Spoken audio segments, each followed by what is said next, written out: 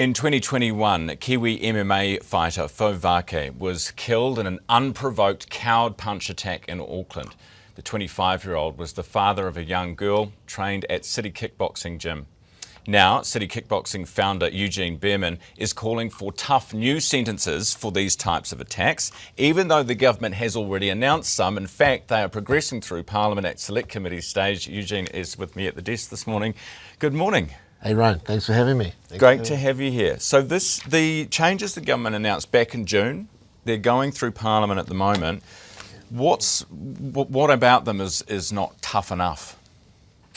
I think the main thing, we're going somewhere with them. Firstly, to have coward punching starting to be recognised as a serious crime is a step forward.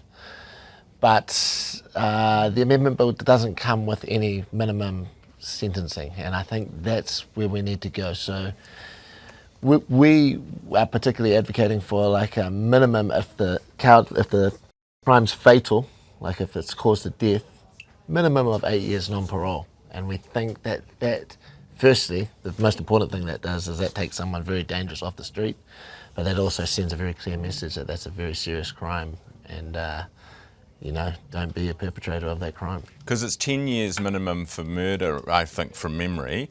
You're wanting 8 years for a manslaughter where there's intent to basically go after someone with a cow punch.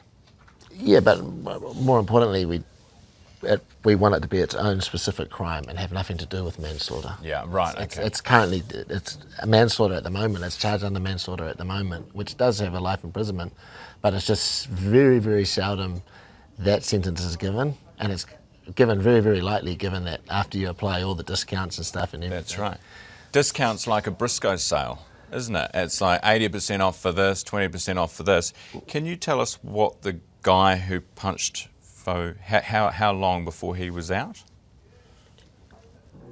He was out after he got his discounts, and he got a few applied.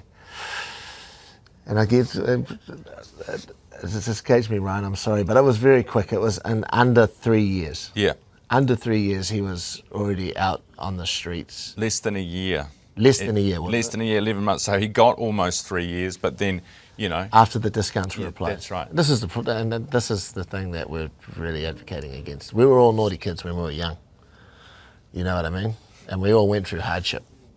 But whether that should have any reflection later in life on what you've done, we also become adults and we also become responsible. And I think, to apply those discounts, because some of these young fellas have had a hard life, it doesn't truly reflect how they're acting later on as an adult. Do you think that by giving them a punishment and actually sticking with it and not giving the discounts, that they might learn something? Do you think that there is a possibility they'll learn from that?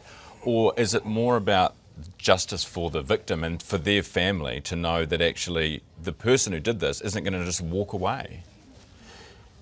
You would hope that a tougher sentence would teach them a lot more about the wrongful doings that they committed, but it's honestly more about the victim.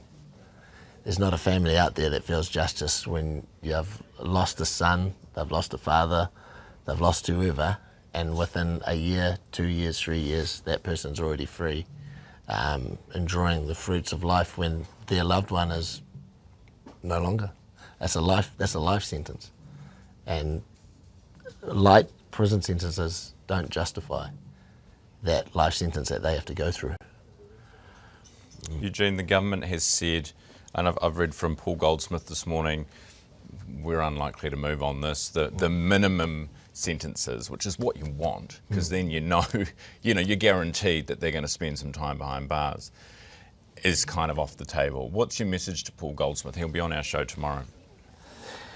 Yeah, my message to him is you need to look at the hundreds and possibly even thousands of people that the crime doesn't necessarily cause death to, but there's this massive flow-on effect of anxiety and trauma, injury.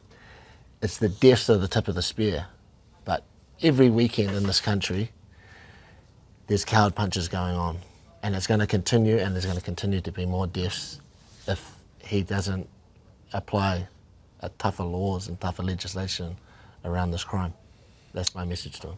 Eugene, I really appreciate you coming on the show this morning, and nice to meet you. Thank you very much. Meet you. Thank you, Ryan. Take Appreciate care. it. That is Eugene Bareman.